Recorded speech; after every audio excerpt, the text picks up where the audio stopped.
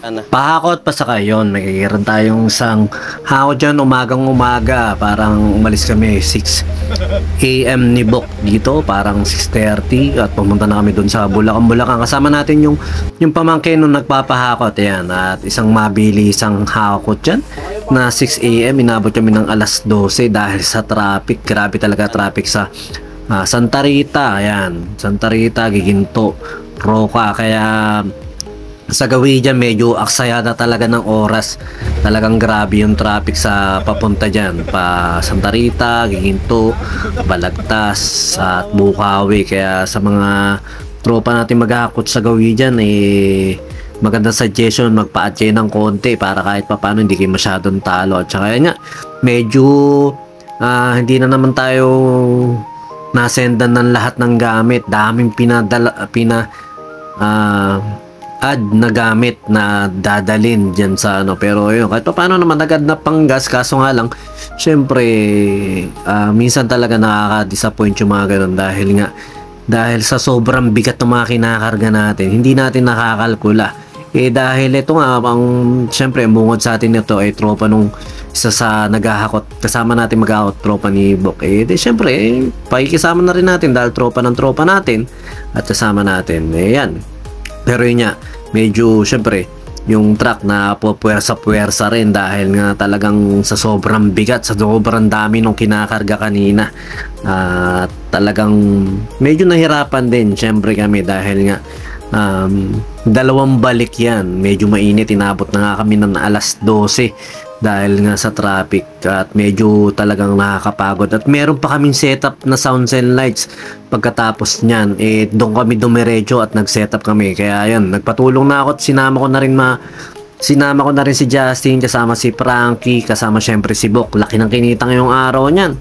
Binigyan siya ng tip ng kasama namin, bali 800 doon, batas 500 ngayon sa sounds and lights. Kung ganun lang, simpleng araw ko lang kay Bok, kumikita na maganda-ganda. Tsaka yun, syempre maraming salamat sa mga nakasama natin, si Bok. At tsaka ito yung naka-green na yan, yung pamakin nung nagpapahakot sa atin. At tsaka yung isang sa kumukontak sa atin para maghakot dyan. Medyo yun lang, sa mga client na nagpapahakot dyan, muli lagi namin hinihiling sa inyo ang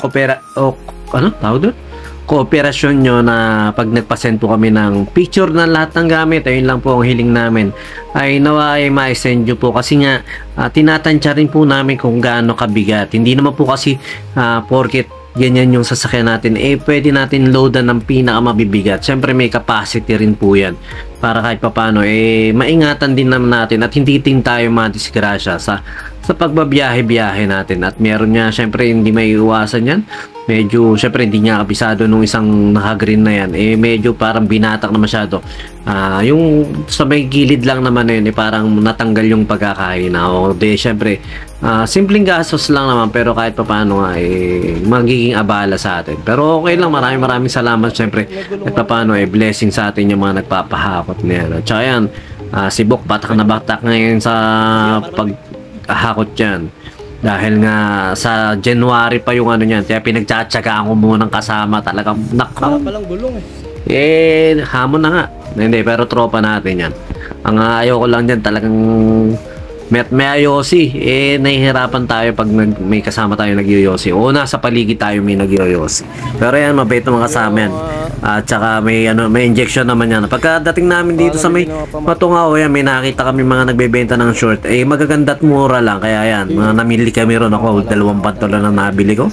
Siya 5 short yata, parang ganun. Lahat nag-aya rin magbili ng pantalon o ng short yung isa namin kasama. Tsaka ito na, pangalawang balik na namin to. Kala namin konti lang, yung pala mas marami pa yung pangalawang balik dahil may mga ilang halaman pa na pinakarga. Dahil nga medyo nag-uulyanin na yung client natin dyan, na asawa ng client natin. Basta kung ano yung gusto nyong iskarga, kailangan ikarga. Katulad nito mga yan, no? Yung mga halaman, yung mga bakal-bakal na ganyan. Kaya medyo talaga na overload yung atin. Tsaka makikita nyo mamaya ito, yung pagkabatak-batak na yan, yun, no?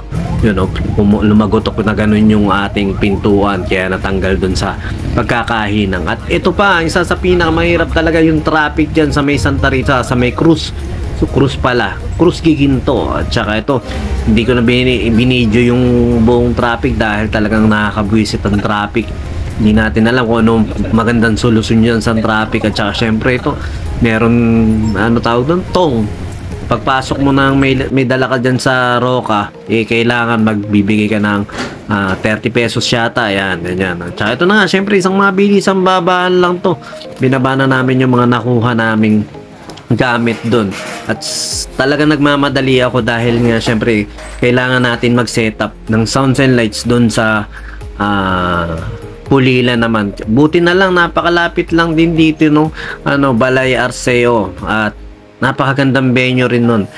Medyo buti na lang hindi tumuloy yung ulan dahil nagkaroon sila ng garden wedding nung bandang magsisimula na biglang umambon. De syempre nagpanik yung mga coordinator kung paano gagawin, paano ganyan. At saka yun na minsan nagkakaroon din ng problema sa pag minsan pinapasa lang sa atin yung event. Yung kunyari may mga nangungumisyon na pinapasa lang sa atin niya yung event.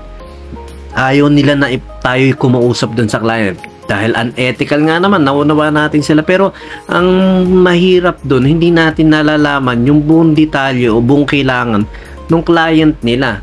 Ang syempre ina-ask lang nila sa atin, pinaka basic, pero ang nangyayari nga minsan, talagang ini-expect pala ng client na kausap nila ganitong setup, ganyan. Kaya ang minsan mahirap din. At saludo rin naman tayo sa diskarte ng mga kapwa natin, negosyante o kapwa natin na nag-i-event na ganyan, na nangungumisyon na lang kasi nga malayo siguro sila, at yun. Pero syempre mag-iingat din kayo sa mga nangungumisyon na ganun. Syempre kasi nga minsan siguro nasasamantala kayo kasi mayroon sa akin dati, ayan, nangungumisyon din na ganyan.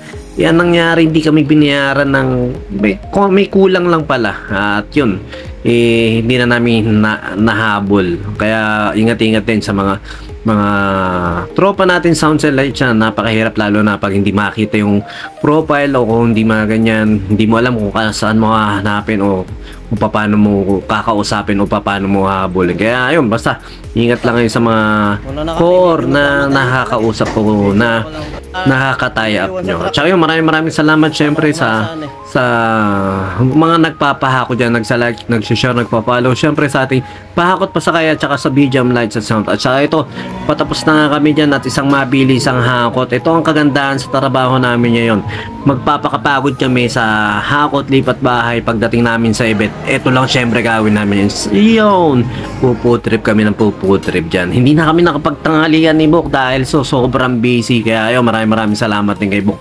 At sa mga nakasama kay Justin, kay Frankie, maraming salamat sa inyo. Napakaganda rito sa Balay Arceo, try nyo rin baka sa mga naghahanap ng venue dyan. At saka syempre congratulations sa bagong kasal. At talagang malaking blessing yan sa isang pamilya, yung pag-iisang dibdib nyo.